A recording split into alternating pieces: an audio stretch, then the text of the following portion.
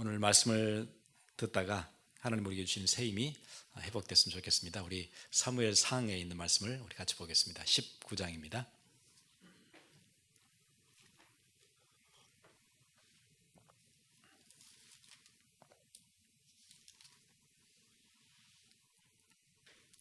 사무엘상 19장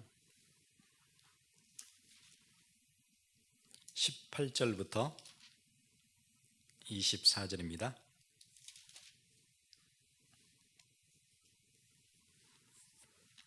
우리 같이 읽을 텐데 제가 봉독해 드리겠습니다. 다윗이 도피하여 라마로 가서 사무엘에게로 나아가서 사울이 자기에게 행한 일을 다 전하였고 다윗과 사무엘이 나요스로 가서 살았더라. 어떤 사람이 사울에게 전하여 이르되 다윗이 라마 나요스에 있더이다 하매 사울이 다윗을 잡으러 전령들을 보내었더니 그들이 선지자 무리가 예언하는 것과 사무엘이 그들의 수령으로 선 것을 볼 때 하나님의 영이 사울의 전령들에게 임하매 그들도 예언을 한지라.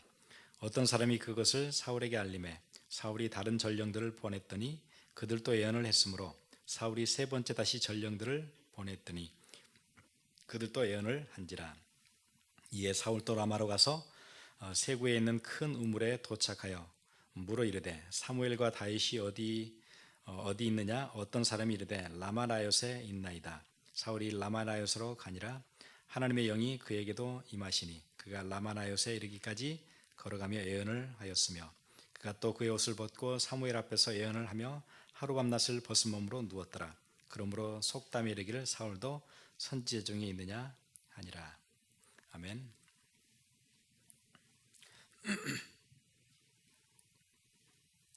사무엘 시대의 큰 특징은 우리 지난주에 말씀 우리 기억하시는 대로 미스바에서 대부흥운동이 일어났던 그 사건이 사무엘의 사역에서 가장 두드러지는 사역이었어요.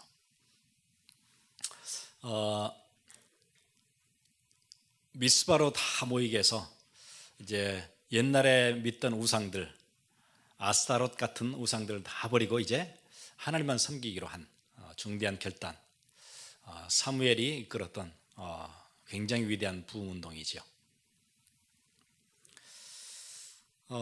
그래서 이스라엘 백성들은 예배가 회복되기 시작했어요. 그리고 사무엘 사역의 두드러진 두 번째 특징은 제가 보기에는 선지학교를 세운 거였어요.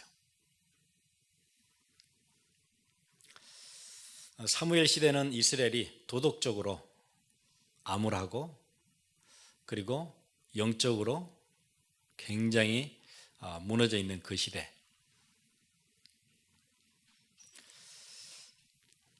이제 하나님의 시스템이 완전 바뀌게 됐어요. 원래 하나님이 다스리던 신정정치가 잘 통했던 사사시대가 끝나지고, 왜냐하면 사무엘이 마지막 사사예요, 구약에. 사사시대가 끝나고 왕정시대가 도래해요. 이제 처음으로 이스라엘에 왕이 생겨요. 사울이라는 왕이 세워지는 그 과도기. 그 전에는 모든 백성들은 하나님의 통치를 받은 이퀄했어요.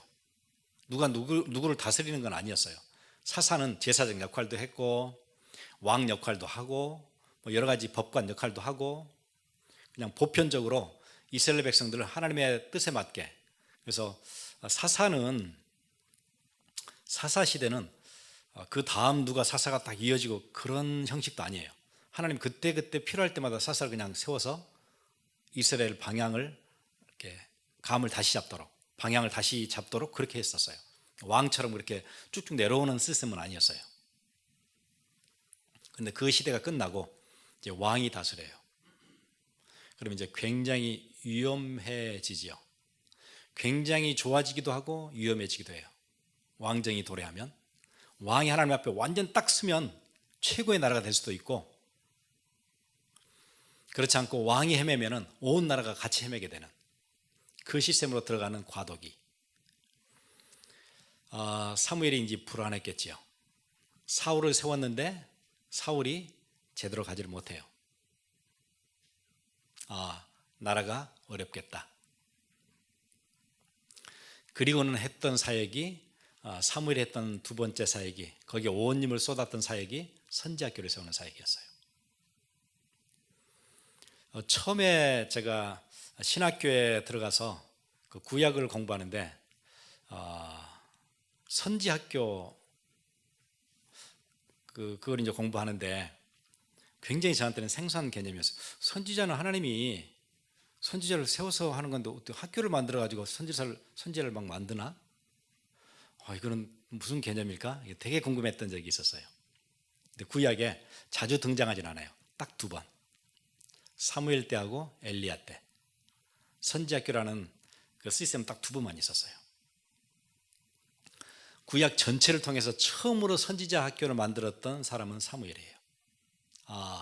왕정 시대가 도래하면은 왕이 하나가 헷갈리면은 모든 사람이 다 죽게 되는 거구나. 이때에도 무너지지 않을 시스템을 만들어야 되겠구나. 그게 선지학교예요. 그래서 여기 보니까 지금 라마나요시라고 돼 있죠. 19절도 보면 어떤 사람이 사울에게 전하여 이르되 다윗이 라마나요스에 있더이다 하며 라마나요스는 지명 이름은 아니에요. 아마 사무엘 상에 1장 1절에 보시면 에브라임 산지 라마다임 소빔에 에브라임 사람 엘가나라는 사람이 있었으니 이제 사무엘의 출생을 설명할 때 에브라임 땅에 라마다임 소빔이라는 곳이 있었다 그래요. 그래서 이게 사무엘이 태어난 고향이에요. 라마다임 소빔이. 그래서 라마라는 얘기는 그 동네 이름인 것 같아요. 라마라는 동네에 나요시 있어요. 라마 나요시 앞에는 지명이고 나요스는 도미토리라는 얘기예요. 그러니까 라마에 있는 기숙사 그런 얘기예요. 라마 기숙사. 그러니까 렌처크 카만가에 있는 도미토리 뭐 그런 거예요. 판테나 도미토리 이런 거예요.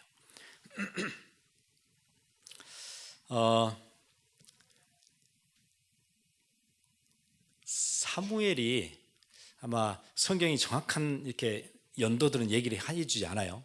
그런데 추정을 하자면 사울이 왕이 되고 나서 하나님이 사울을 패하신 뒤에 더 이상 사무엘은 사울을 만나지 않아요. 죽을 때까지 인연을 딱 끊어요. 하나님 버리셨으니까. 그리고는 고향으로 내려가요. 고향이 어디겠죠? 라마예요. 고향으로 내려가서 뭐 하겠죠? 이제 시대가 바뀌었다. 어쩔 수 없다. 그렇게 한 게 아니었어요. 왕이 아무리 바뀌어서 엉뚱한 일을 하고 백성들을 혼미케 해도 백성을 다시 살릴 수 있는 시스템을 만들자. 선지학교를 세운 거예요. 그게 사무엘이 했던 일이에요. 대단하죠. 그래서 자기 고향에 학교를 세워요. 그게 라마 나요시예요.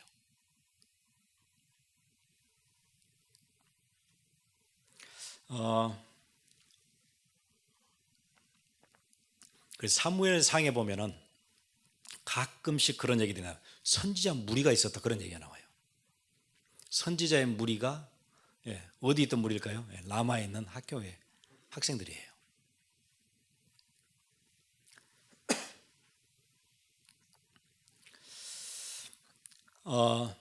그리고 나서 나중에 사무엘 뒤에 다윗이 다시 왕이 되죠. 다윗이 왕이 되어졌을 때 왕으로 기름 부음을 받고 지금 왕으로 등극한 건 아닌데 하나님이 왕으로 세웠어요. 소년 때. 그리고는 골리앗도 싸워서 이기고 났더니 백성들이 다윗을 너무 좋아해요. 그래서 사울이 죽인 자는 천천히요 다윗이 죽인 자는 만만이다. 블레셋을 훨씬 더 많이 죽였다. 나라를 안정되게 만들었던 영웅이다. 이런 걸 노래로 만들어서 마을에서 사람들이 부르고 다니는 것을 사울이 들어요. 듣고는 너무 분이 나죠. 다윗을 죽이려고 쫓아다니기 시작해요. 그때 다윗이 가장 먼저 도망갔던 곳이 어디예요? 라마로 도망가요. 라마에 있는 나요스로 도망가요. 거기서 피신하죠. 누가 숨겨줘요?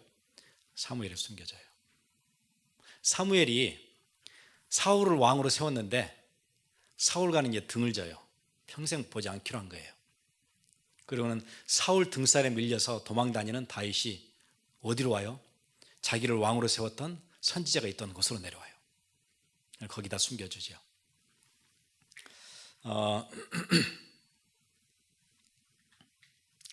그게 18절 내용이에요. 다윗이 도피하여 라마로 가서 사무엘에게로 나아가서 사울이 자기에게 행한 일을 다 전하였고 다윗과 사무엘이 나요스로 가서 살았더라. 라마에 있는 기숙사에 가서 살았어요.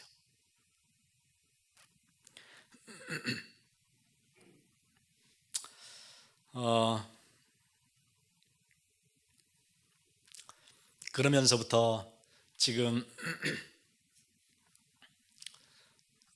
이때 한때 피난에 있으면서 사무엘이 했던 얘기들이 있을 거 아니에요. 나요새 기숙사에 모여있는 선지 생도들에게 늘 가르쳤던 내용들이 있겠죠. 그걸 또 어디다 전달했겠어요? 다윗에게 또 부지런히 전달했겠죠. 너는 하나님의 왕으로 세웠지 않느냐? 너 기름 부어서 세웠지 않느냐? 하나님께서 이미 마음에서 사울은 패하셨다. 네가 곧 왕이 될 텐데 너는 이 중심을 꼭 붙잡아라. 법궤가 빼앗기고 나서 돌아왔는데 저 언덕에 그냥 있다. 예배 시스템도 전혀 돌아가지 않는다. 얘기를 했겠지요. 예배 회복해라. 법궤를 새롭게 자리를 잡도록 만들어라. 예, 아마 추측으로는 다윗이 사무엘에게서부터 뭔가 메시지를 받고 거기에 스피릿이 생긴 것은, 성전 건축에 대한 스피릿이 생긴 것은 아마 나요스에서, 그 기숙사에서 했을 거라고 생각해요. 왜냐하면 사무엘이 그 중심으로 고향에서 지금 선지 생도들을 가르치고 있잖아요. 예배가 중요해. 그러니까 그 가르침을 받은 다윗은 예배 시대를 연 거예요. 성막주의에서 24시간 찬양을 하도록 만들었어요. 돌아가면서. 그리고는 예배의 절정을 이루었던 다윗의 장막 시대를 연 거죠. 하나님은 나중에 여러 교회들 가운데 다윗의 장막을 추억하세요. 아, 그때가 진짜 그리웠는데, 처음으로 내 백성들이 예배 공동체를 이루었던 그 시대가 있었는데, 그러면서 다윗의 장막을 추억하세요. 사실 시설로 따질 것 같으면 다윗의 장막은 가장 형편없는 예배 처소였어요. 왜냐하면 모세가 지었던 모세 성막은 나름대로 규격을 다 갖추었어요. 그리고 법궤가 뺏긴 뒤에 나중에 다윗이 장막을 만들었어요. 그게 다윗의 장막이에요. 그리고 나서 다윗의 아들이었던 솔로몬 선지자는 엄청 멋진 성전을 세워요. 그리고 그 다음에 성전 무너지고 나서 스룹바벨이 또 세운 성전이 있어요. 스룹바벨 성전이 있어요. 포로기 돌아와서. 그리고 그 다음에 대헤롯이 성전을 세운, 또 로마가 세운 성전이에요. 대헤롯 성전이에요. 여러 웅장하고 규격이 잘 갖춰진 성전 틈에 다윗의 장막은 정말 초라했어요. 벗개만 겨우 안치해 놓는 그 정도 수준이었어요. 그런데 하나님은 그 여러 모양의 성전 중에 다윗의 장막을 가장 사랑하셨어요. 예배자들이 있으니까.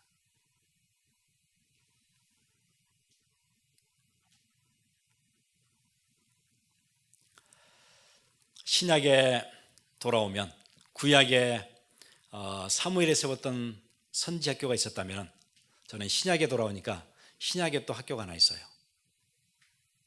바울이 이방 지역을 돌다 보니까 이방 지역에 복음 전할 곳이 너무 많아요.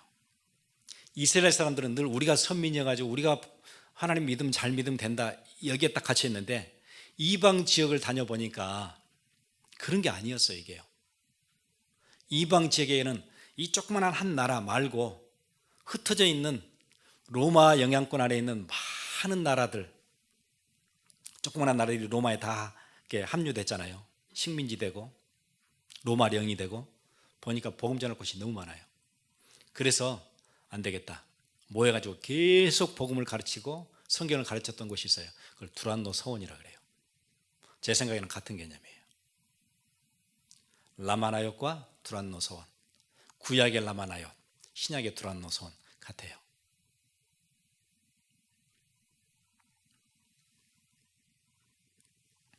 에베소에다가 두란노 세원을 세웠어요. 두란노라는 도시에는 옛날에 헬라 문화를 잔뜩 머금고 있는 곳이 로마 제국이기 때문에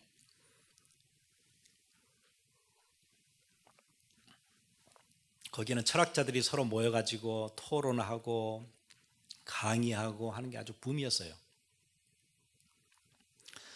두란노 소는 아마 그런 곳이었을 거예요. 두란노라는 어떤 그 클래스룸들이 굉장히 많은 어떤 그런 사원일 거예요. 거기에서 사람들은 철학을 얘기하고 토론하고 하다가 그 시에스타라 그러죠. 한낮, 중동 지역이니까 한낮이 되면은 수업을 할 수가 없어요. 지금도 중동 지역에서는 한낮에는 아무것도 안 해요. 가게도 문 닫고 학교도 낮잠 자는 시간이 있어요. 제가 알기로는 한 2시간 이상 잘걸요. 낮에는 공부할 수가 없어요. 다 쉬는 시간이에요. 그때 한낮 가장 뜨거울 때, 그 시간을 빌려 가지고 그 뜨거울 때 신자들이 모여서 말씀을 공부해요. 두란노 소원이에요. 거기서 준비된 제자들이 로마 복음화를 이끄는 중요한 일을 했을 거예요.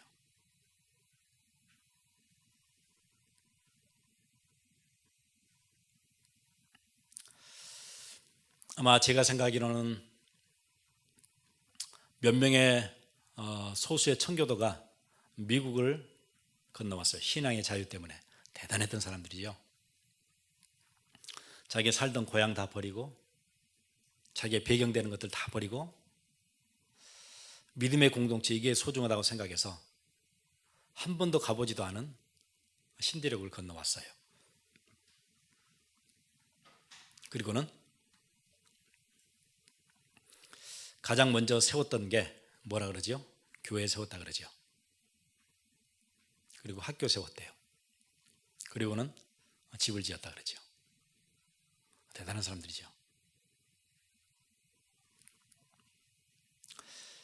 그런 정신을 가지고 세워졌던 학교들이, 왜냐하면 처음에 들어온 게 플리머스 지역이고 뭐 버스턴, 필라델피아 이쪽일 테니까 그쪽에 학교들을 세웠어요. 그게 우리가 잘 아는 하버드 유니버시티라는 바이블 스쿨 같은 거죠.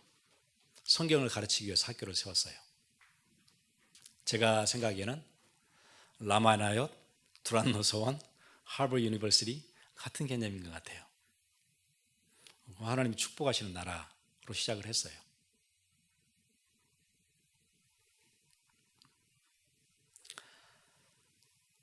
그래서 처음에 그 하버드 학교를 세우면서 후원도 많이 하고 책도 기증하고 했던 그 존 하버드라는 사람의 이름을 따서 하버드 유니버시티 이렇게 했다 그러잖아요. 거기서 성경도 가르치고 말씀을 가르치고 이 나라가 든든하게 서야 돼, 말씀 위에 서야 돼, 이 스피릿을 가르치기 시작했어요.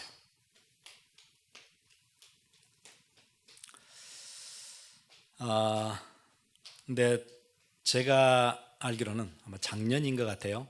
작년 여름 이때쯤 6월 달쯤 그 하버드 유니버시티 안에 그 교목이 있어요. 그 채플린이 있거든요. 채플린이 작년에 그 그렉 앱스타인이라는 사람이 되게 젊어요. 40대 초반일 거예요. 그 사람이 이번에 교목으로, 하버드의 교목으로 이렇게 이제 임명을 받았어요. 근데 이제 그 앱스타인이라는 사람은 그 베스트셀러 책도 썼던 사람이고 아주 대표적인 무신론자예요. 하버드 교목으로 갔어요.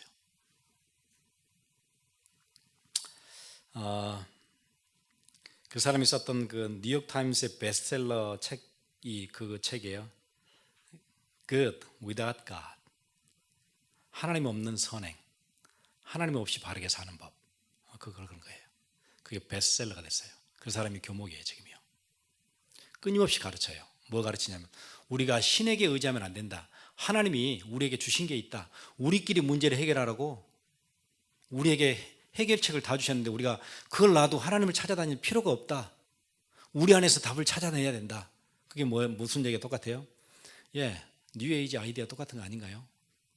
우리 안에 신성이 있어서 우리 안에 문제를 다 해결할 수 있다. 그걸 열심히 가르치는 학교가 하버드예요.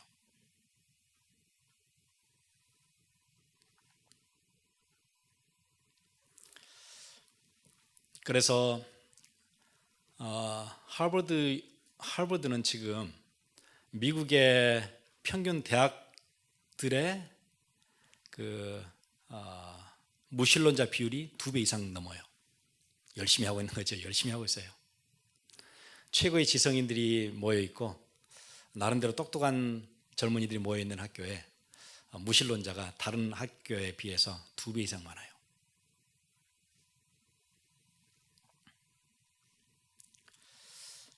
여러분, 처음 결심했던 결심과 마음가짐은 시간이 지나면 희미해지는 게 당연한 것 같아요.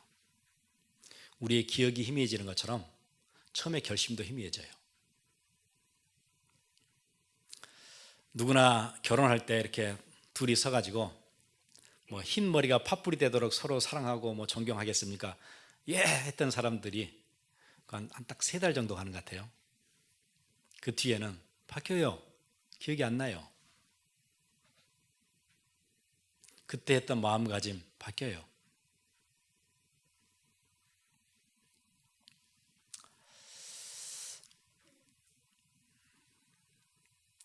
저도 결혼할 때 그 마음가짐이 있었거든요. 와이프를 진짜 나는 천사처럼 돼야 되겠다. 그 마음이 딱 있었어요. 근데 저는 3달은 조금 더 갔던 것 같아요. 한 반년 정도 갔던 것 같아요. 예, 기억에서 사라져요. 희미해져요. 어쩔 수 없어요. 학교를 처음 만들던 그 스피릿과 그 마음, 그 정신, 그 다짐, 이거는 시간이 가면 희미해지고 사라져요. 변질돼요. 무섭게 변질되면 하버드처럼 하나님을 대적하는 그 자리에 서기도 해요.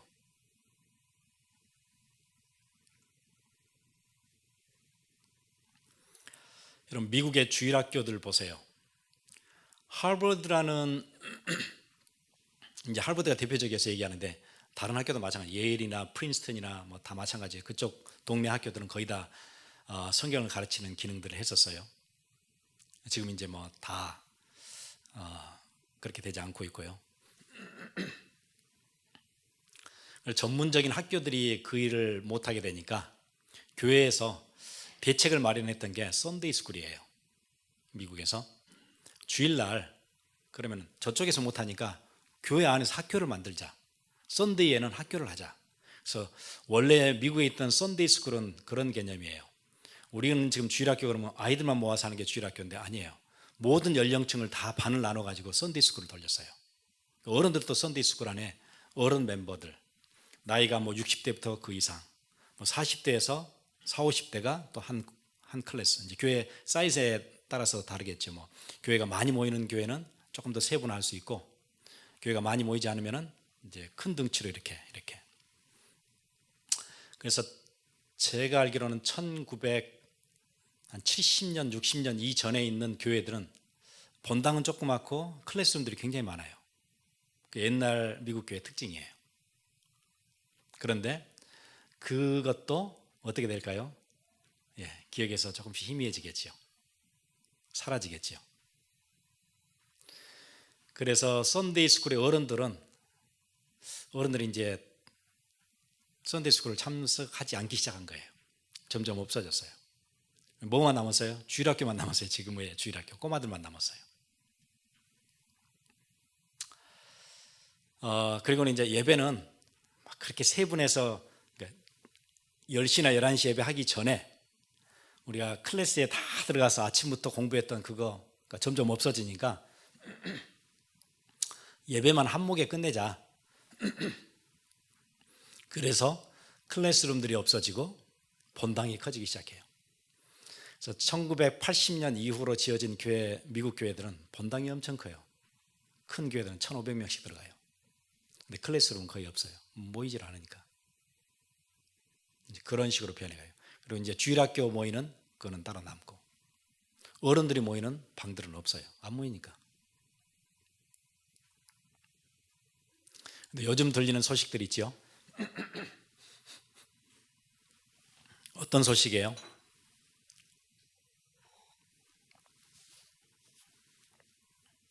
미국의 주일학교 없어지고 있죠. 거의 없어졌어요.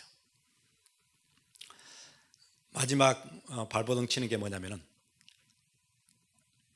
이 지역에 있는 여러 교회들이 한 교회에 모여가지고 주일학교를 하나를 운영하는 거예요. 여기에 5개 교회가 주일학교 하나. 개교회에서는 그게 안 되니까 그렇게 돌리고 있어요. 거의 다 사라졌고 이제 그렇게 이제 조금 남아 있는 거예요. 그리고 우리가 지난주에 끝났던 VBS 미국에 이제 거의 다 없어지고 있어요. 그것도 라마나요시예요. 베케이션 바이블 스쿨이에요. 두란노 서원, 베케이션 바이블 스쿨, 선데이 스쿨, 말씀을 이래서는 안 된다. 시대를 바꿔야 된다 하고 가르쳤던 그 스피릿이 다들 없어지고 있어요.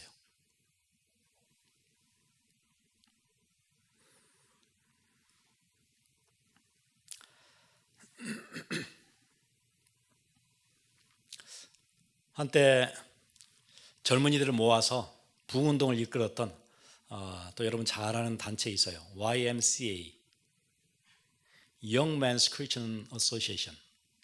젊은이들 함께 모여, 크리스천 젊은이들 함께 모여서 시대를 바꿔보자 했던 YMCA. 저도 필라델피아 살 때 수년간 YMCA 멤버십을 가지고 있었어요.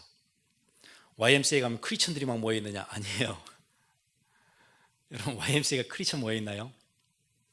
지금도 미국에는 한 2,400개 YMCA 건물들이 있어요. 잘 돌아가요. 크리스천 모임은 아니에요. 처음에는 그렇게 모였어요. D.L. 무디가 여기 얼마나 힘을 쏟았는지 아세요? 힘을 다 했어요. 자기 사역 중에 YMCA 사역을. 그런데 무너져요. 희미해져요. 지금은 YMCA에서 누가 복음운동을 하면은 진짜 이상할 거예요.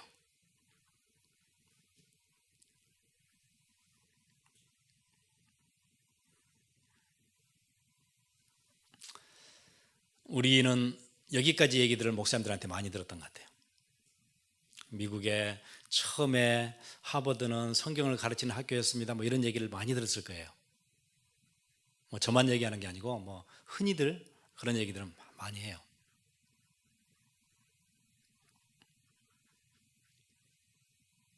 그런데 우리가 놓치고 있는 게 있는 것 같아요. 모든 것들은 처음 마음가짐과 처음 결심들은 희미해져 간다는 거, 그건 진리 아닌가요? 그러면은 희미해져 갑니다만 계속 성토하고 있으면 무슨 일이 일어나나요? 아무 일도 일어나지 않는 것 같아요. 뭐 해야 되죠? 대책이 있어야 될 거 아니에요. YMCA가 지금 다 크리스천 클럽이 아닙니다. 지금은 스포츠 클럽입니다. 그렇게 성토한다고 변하는 거 하나도 없는 것 같아요. 그럼 뭐 해야 되죠? 새로 시작해야죠. 새로 시작해야 돼요. 사무엘이 했던 사역을 새로 해야 돼요. 팬데믹 맞고 나서 교회들이 막 무너지기 시작했어요. 안 모여요, 사람들이요. 신앙을 버려요. 아스타로 따라가요. 그때 미스바에서 더 이상 아스타로 따라가지 말아라. 요즘 미국 경제 힘들고 세계 경제 힘드니까 막 돈 벌러 가자. 아스타로 따라가고 있는 거예요. 아스타롯을 버리고 미스바로 모이세요. 하나님 앞에 돌아오세요. 그래야 문제 해결이 있습니다. 높은 산이 거친들이 초막이나 궁궐이나 내 주 예수 모신 곳이 그 어디나 하늘나라. 여기만 하늘나라입니다. 다른 곳 아스타로 따라가면 하늘나라 같지만 아니에요. 거기는 맞잖아요. 그 운동해야 돼요. 미스바 운동. 미스바 운동으로 끝나는 게 아니고 사무엘이 했던 또 다른 운동이 있었어요. 라마나요스에서 했던 운동이에요. 선지학교예요. 그거 위해서 우리가 렘넌트 사역도 하는 거고 우리가 WRC도 하는 거고 썸밋스쿨도 기도하고 있는 거예요. 여러분 거기에 마음 두셔야 돼요. 우리 다음 세대를 위해서. 하나님이 응답하실 수밖에 없는 거기에 서 있어야 돼요. 하나님 이 시대를 보면은 우리 어제 파수꾼 메시지랑 들었잖아요. 파수꾼은 뭐죠? 전체를 보면서 감을 잡는 거예요. 파수꾼은 뭐 하나만 이렇게 불빛 하나에도, 나무까지 부러지는 소리 하나에도 민감해야 돼요. 세상이 지금 어떻게 돌아가는지 민감해야 돼요. 그게 파수꾼이에요. 제가 군에 있을 때 거기 들어가 본 적이 있거든요. 그 철책 안에, 그 이제 북한이죠. 군사 분계선이 있어서 한국에서 같으면은 이쪽하고 이쪽에 4km 안에는 따로 담이 없어요. 이쪽에 철책이 있고 이쪽에 철책이 있고, 북한 사람도 들어와 있고 우리도 들어가요. 그 중간에는 아무런 철책이 있거나 담이 없어요. 그냥 개활지예요. 그리고 가끔 이렇게 노란 팻말로 거기다 페인트 벗겨진 군사 분계선, 이게 팻말이 있기도 하고 넘어져 있기도 하고, 그게 다예요. 중간중간. 그러니까 어디가 내 구역인지 잘 몰라요. 그러면 거기 밤새 있거든요. 거기에 이제 간첩들이 넘어오기도 하고 훈련받은 군인들이 북한에서 넘어올 수도 있어요. 그럼 밤새 우리 뭐 하냐면은 촉각을 곤두세우고, 우리 훈련 많이 하고 들어가거든요. 400m 거리에서 나무까지 하나 뚝 부러지는 소리 듣는 연습해요. 밤에요. 조용할 때.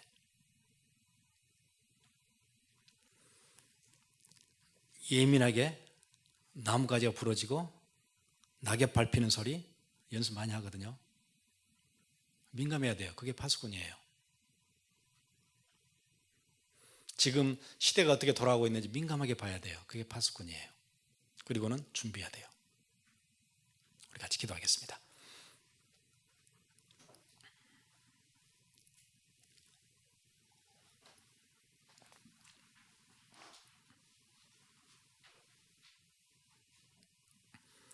역사에서는 수많은 부흥운동들이 있었어요.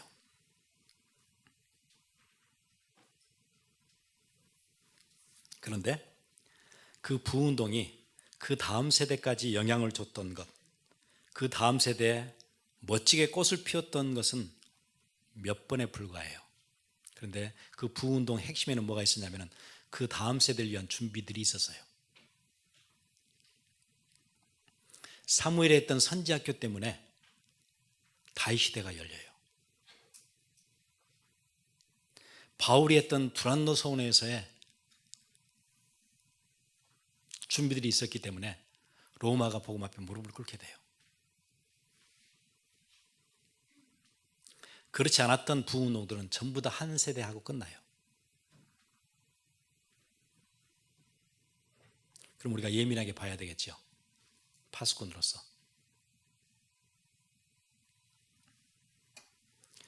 기도하겠습니다.